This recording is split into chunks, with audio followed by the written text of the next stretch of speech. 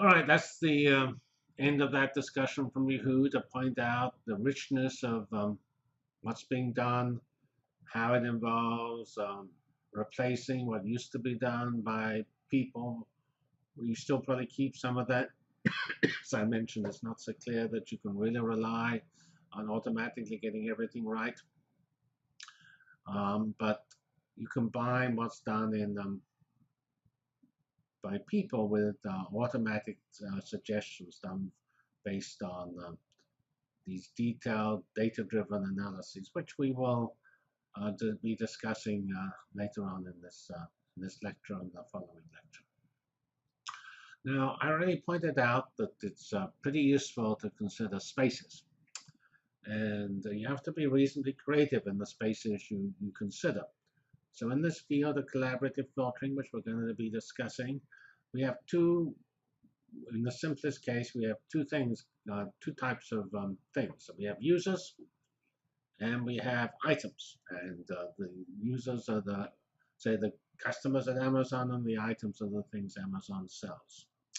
And let's suppose we have n items and m users. So one way of thinking of this problem is in a space which has dimension n.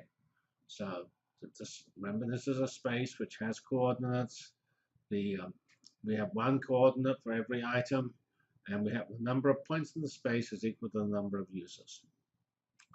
And then every user is represented by a vector in the space, where that vector has a component for every item.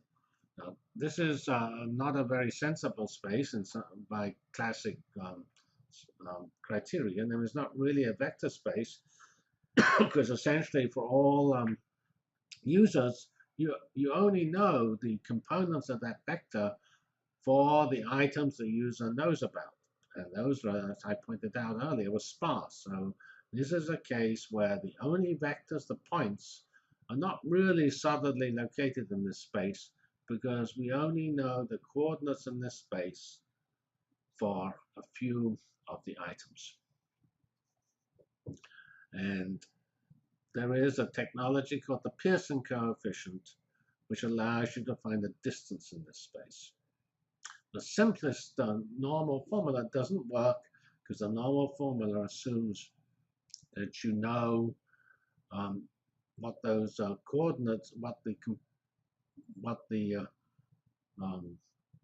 vector component is in every dimension. We definitely do not. There's a tiny fraction of items say Amazon items are known to any one user. And in the Pearson coefficient, when you have two users, these are 2 points in the space, you only look at those items which each user knows about. And as far as Amazon is concerned, that is typically that each user ranked or clicked on that particular item. Actually, you can look at this problem in an alternative way. This is the difference in user-based and item-based analyses. And in the item-based, we think of the items as the points, and the space has dimension m when there are m users. So this is the sort of dual of the previous way of looking at it. And now every item is represented by a vector in user space. And again, the components of that vector are the ratings of the particular user, because every user member is a dimension in that space. Again, this is very sparse. A given item is only going to be rated by a few of the users, although some items are actually rated by a lot of the users. This is a feature of the long tail, remember. But there's actually the long tail, which is the items which are not ranked by many people, which are possibly the most important, because the common ones are pretty easy to deal with. And here, the so-called cosine measure is a distance measure that can be used. And that only sums over users that rate both two items.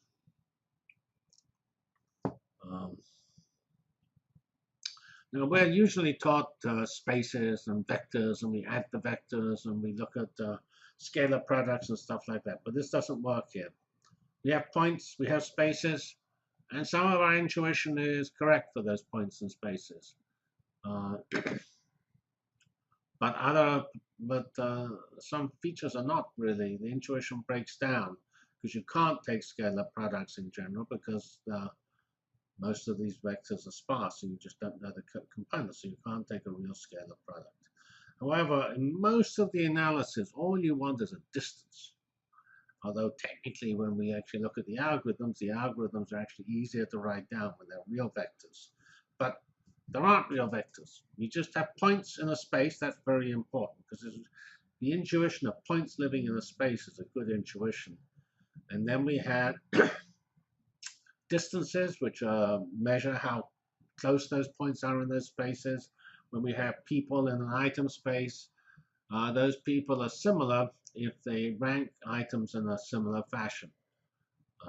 And items are similar in that space for one of two reasons. Either you look at the content of the item, like the music genome, and find those items have similar content, or you look at the, there actually is a more serious space where, of a more classic tape. For the music genome, you have various ways you're ranking a song, you're classifying a song, and you could possibly have every song classified by essentially all possible categories.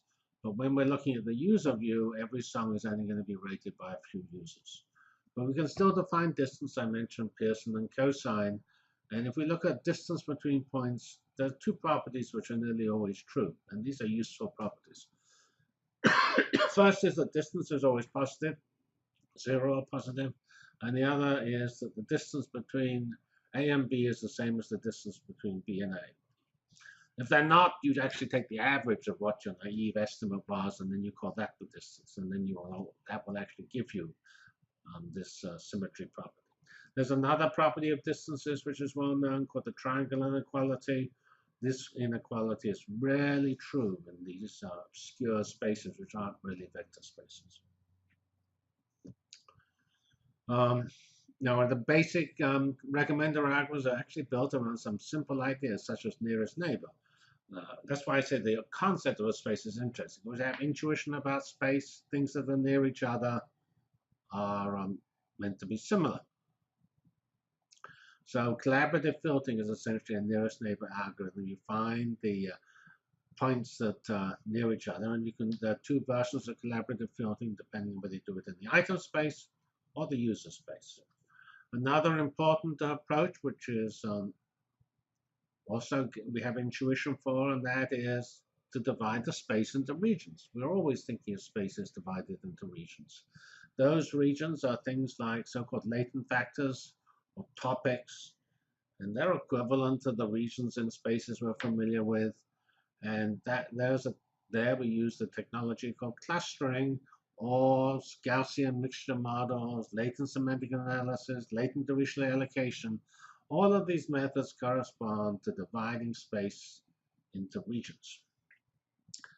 And those dividing space into regions is one of these offline ideas, because you cannot do that online. Although once you've got it into regions, if a new item comes along or a new person comes along, you can decide which cluster they belong to very quickly. So we will do clustering a little more detail later on. And these particular pictures here of clusters are completely irrelevant, completely inapplicable, because they correspond to pictures in a real space. But I pointed out, we don't have real spaces. We don't actually have points because we're missing most of the components. But still, the intuition and actually the algorithms are not so different between the clustering in real spaces and clustering in these obscure spaces. There's a famous 2003 article from Amazon on the recommender system, and they point out that clustering can be done offline, but not online. But you can, as I say, classify users. If you have already determined a set of clusters, which is a set of regions, you can actually assign a new user to one of those regions very fast. That's not obviously the best way. It's just one of the methods that are used, and it is not necessarily the best method.